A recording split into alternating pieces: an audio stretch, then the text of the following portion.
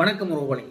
இன்றைக்கு 2026 ஆண்டு 2ஆம் மாதம் 13ஆம் தேதி இன்றைக்கு வெள்ளிக்கிழமை. இன்றைக்கு ஒரு செய்தி ஒன்றையுடன் வருவதில் மகிழ்ச்சி அடைகிறேன். என்னென்னு சொன்னால், எங்களுடைய பன்னி தொகுதி, அதாவது முல்லை மாவட்டம் பன்னி பகுதி பாராளுமன்ற உறுப்பினர், முல்லைத்தீவு மாவட்டத்தின் கொக்குழாய் மற்றும் திருவண்ணாமலை மாவட்டத்தின் புல்மோட்டை பகுதிகளை இணைக்கின்ற ஒரு பாலத்தை அமைப்பதற்கு நடவடிக்கை மேற்கொள்ளப்பட வேண்டும் என்று எங்களுடைய பன்னி மாவட்ட பாராளுமன்ற உறுப்பினர் துரைராசா ரவிகரன் அவர்கள் அமைச்சர் பிமல் ரத்நாயகாவிடம் உறுதி கேட்டிருக்கிறார்.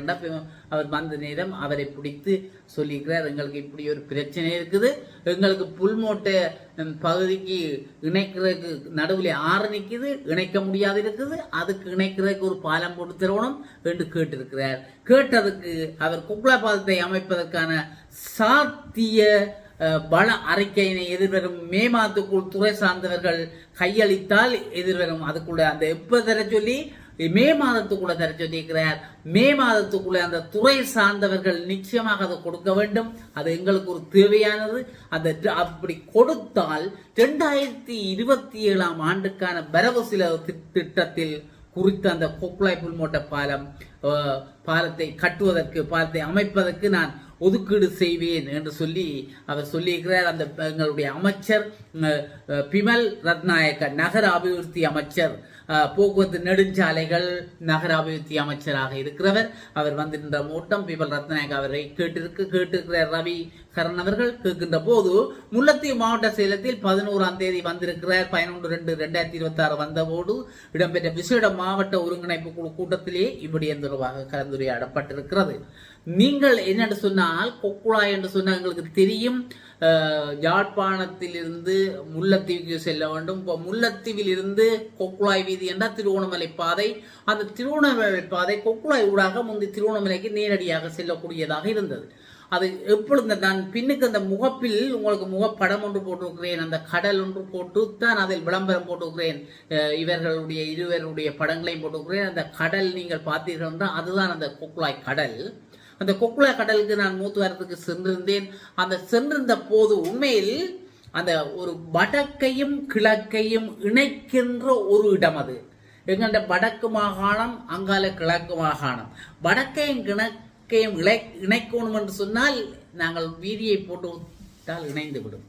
இந்த கரையில் இன்று பார்க்கின்ற போது அந்த கரை தெரிகிறது, புல்மோட்டை கரை தெரிகிறது. புல்மோட்டையிலிருந்து வலது பக்கம் பார்த்தால் தென்னமரவாடி என்ற ஒரு கிராமம். அந்த தென்னமரவாடியில் தமிழர்கள் செறிந்து வாழ்ந்த ஒரு கிராமம். அப்படியே புல்மோட்டையாக போனால் அப்படியே நிலாவளி, அப்படியே திருவோணமலை அந்த வீதி போகும். இது போராட்ட காலங்களில், பிரச்சனை காலங்களில் அது அடிந்து துவைந்து ஏதோ இல்லாமல் போய்விட்டது. இப்பொழுது கடலாகத்தான் இருக்கிறது. அந்த கடலுக்குள் இப்பொழுது படகுகள் மூலம் சிலர் போய் வருவதாக கேள்விப்படுகிறேன். நான் போன முட்டம் அந்த படகுகள் போனது. அப்படி இருந்தும் அது உண்மையான நேரடி பாதையாக இன்னும் அது ஒரு நிலைக்கு வரவில்லை.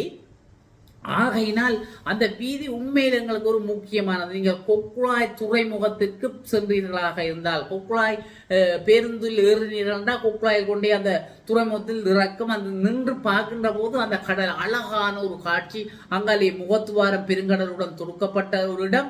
அங்காலே நேர பார்த்தீர்கள் என்றால் அப்படியே புல்மோட்டை தென்னை மரங்கள் கூட தெரியும். அப்படியே எப்படியும் ஏறத்தாழ ஒரு 2 கிலோமீட்டர் நீளமாக அல்லது 3 கிலோமீட்டர் 3 கிலோமீட்டருக்கு மேற்பட்டதாக இருக்க முடியாது. 1 கிலோமீட்டருக்கும் 3 கிலோமீட்டருக்கும் இடைப்பட்ட ஒரு கடல் பகுதியாக இருக்கிறது. அதுக்கு உண்மை அழகாக ஒரு பாலம் போட்டால் மக்களுடைய போக்குவரத்துக்கள் மிகவும் குறுகிய நேரமாக மாற்றமடையும். அவர்கள் மிகவும் திருவண்ணாமலைக்கு போய் வர்றது மிகவும் சுலபமாக இருக்கும். பல உறவுகள் தங்களுடைய உறவுகளோட நீங்கால அடிக்கடி பழகக்கூடியதாக இருக்கும். மற்றது சுற்றுலா பயணிகள் வரக்கூடிய ஒரு வாய்ப்பாகவும் இருக்கும். திருவோணமலைக்கு வருகின்ற சுற்றுலா பயணிகள், வெளிநாட்டு சுற்றுலா பயணிகள் அப்படியே கொக்குழாய் ஊடாக நாயாற்றை பார்க்கலாம் அல்லது கொக்குழாய் துறைமுகத்தை பார்ப்பதால் எங்களுடைய நாட்டுக்கு ஒரு வருமானத்தையும் பெற்றுத்தரக்கூடிய ஒரு வாய்ப்பு இருக்கிறது. தற்போது இலங்கை போக்குவரத்து சபை அல்லது தனியார் போக்குவரத்து சேவைகள் திருவோணமலைக்கு முல்லைத்தீவு ஊடாக செல்கின்றன. முல்லைத்தீவு கொக்குழாய் வீதியாக செல்கிறது. எங்கே செல்கிறது என்று சொன்னால் நாயாற்றிலிருந்து நாயாற்றை தாண்டி போகின்ற போது 15ஆம் கட்டு என்ற அளவில் ஒரு பாதை இந்த பக்கத்தால் திரும்புகிறது. அதாவது ஜனகபுரம் என்று சொல்லப்படுகிற சிங்கள கிராமம்.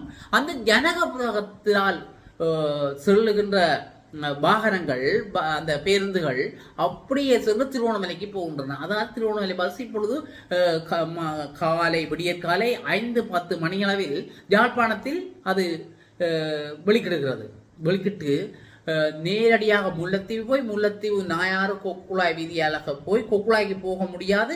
கொக்குழாய்க்கு இடையிலாதான் நான் சொன்னேன் 15ஆம் கட்டு என்று சொல்வார்கள். அதில் திரும்பி ஜனகபுரம் என்று, அதாவது முந்தி நாங்கள் எல்லாம் மண்கண்டி என்று சொன்னால் எல்லோருக்கும் ஒரு பிரபல்யமான ஒரு பேராக இருக்கும், எல்லோருக்கும் அது தெரியும்.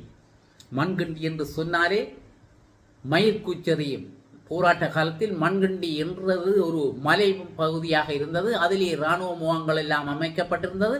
அதிலிருந்து செல்கள் கூவிக்கொண்டு வரும் எங்கள் பக்கம், எங்கே வடபகுதி பக்கம் வரும். அப்படியான ஒரு இடமாக அது இருந்தது. அது போராட்ட காலம், அது முடிவடைந்து விட்டது.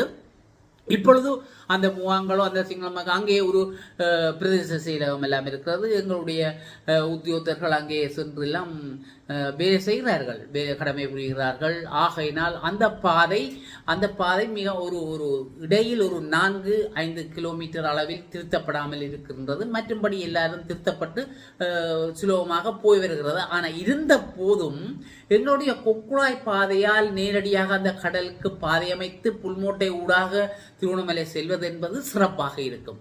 ஆகையினால் உண்மையிலே எங்களுடைய வன்னி மாவட்ட கௌரவ பாராளுமன்ற உறுப்பினர் ரவிகரன் அவர்களுக்கு நாங்கள் மிகுந்த பாராட்டுகளை தெரிவிக்க வேண்டும், வாழ்த்துக்களை தெரிவிக்க வேண்டும், அவருக்கு நன்றிகளையும் தெரிவிக்க வேண்டும். ஏனென்று சொன்னால் இன்று வட்டுவாகல் பாலம் திருத்தப்பட்டு கொண்டிருக்கிறது. அந்த வட்டுவால் பாலம் திருத்தப்படுவதற்கும் ஒரு காரணமாக அவர் இருக்கின்றார். பல பேசி இருந்தாலும் அவரும் அதற்கு பேசி அதற்கான முடிவுகளை எடுத்து அவரும் அழுத்தங்கள் கொடுத்து அவர் மூலமாக இன்று வட்டுவால் பாலம் திருத்தங்கள் ஆரம்பிக்கப்பட்டிருக்கிறது. அந்த திருத்தங்களை நான் உங்களுக்கு இன்னும் தரவில்லை. அதை நான் ஒரு முறை முல்லைத்தீவுக்கு போகின்ற போது அந்த திருத்த வேலைகளை நான் உங்களுக்கு காணொலியாக தருகிறேன். அதைத்தான் இந்த ரவி கரன் அவர்களுக்கு ஒரு நன்றிகளை தெரிவித்துக் கொள்வதற்காக இந்த வீடியோவை நான் பதிவு செய்தேன். ஆகையினால் அந்த உரியவர்கள் அந்த உரிய நேரத்தில் அந்த சரியான திட்டங்களை அமைத்து அவர்களிடம் ஒப்படைக்கின்ற போது 2027ஆம் ஆண்டில் அந்த வரவு செலவு திட்டத்தில் நிச்சயமாக அரசாங்கம் இந்த பாலத்துக்கு நிதி ஒதுக்கும் என்பதில் ஐயமில்லை. ஏனென்று சொன்னால் எங்களுடைய பாராளுமன்ற உறுப்பினர் ரவிகரன் அவர்கள் இருக்கிறார், விடமாட்டார். நிச்சயமாக அதை ஞாபகமூட்டி அதை செய்வார். அதை விடுத்து இன்னும் ஒரு விடயம் அவர் சொல்லியிருக்கிறார் சொன்னால், இந்த முல்லைத்தீவில் இந்த சட்டவிரோதமான கசிப்பு உற்பத்தியை தடை செய்யுங்கள், கசிப்பு உற்பத்தியை நிறுத்துங்கள், இதற்கொரு நடவடிக்கை எடுங்கள் என்றெல்லாம் அவர் ரவிகரன் எம்பி அவர்கள் சொல்லியிருக்கிறார். அவர் முல்லைத்தீவு போலீஸ் பிரிவுக்குட்பட்ட கிராமங்களில் சட்டவிரோதமான கசிப்பு விற்பனைகள் நடைபெற்றுக் கொண்டிருக்கிறது. அந்த கசிப்பு விற்பனையை தடை செய்யுங்கள். மக்கள் பல பேர் எனக்கு அதால் பாதிக்கப்படுவதாக மக்கள் எனக்கு முறைப்பாடு தந்திருக்கிறார்கள். அந்த முறைப்பாடு மூலமாக நான் இதை கூறுகிறேன். இதை கட்டுப்படுத்த விரைந்து நடவடிக்கை எடுத்து தாருங்கள் என்று வன்னி மாவட்ட பாராளுமன்ற உறுப்பினர் துரராசா ரவிகரன் அவர்கள் முல்லைத்தீவு மாவட்ட சிரேஷ்ட போலீஸ் அத்தியஸ்தரிடம் வலியுறுத்தி இருக்கிறார். இந்த நிலையிலே அவர் அத்தியஸ்தர் சொல்லுகிறார், நாங்கள் வெகு விரைவில் இதை கட்டுப்படுத்தி தருகிறோம், நடவடிக்கைகளை மேற்கொள்கிறோம் என முல்லைத்தீவு மாவட்ட சிரேஷ்ட போலீஸ் அதிகாரி அத்தியஸ்தர் பாராளுமன்ற உறுப்பினரிடம் உறுதியளித்திருக்கிறார்.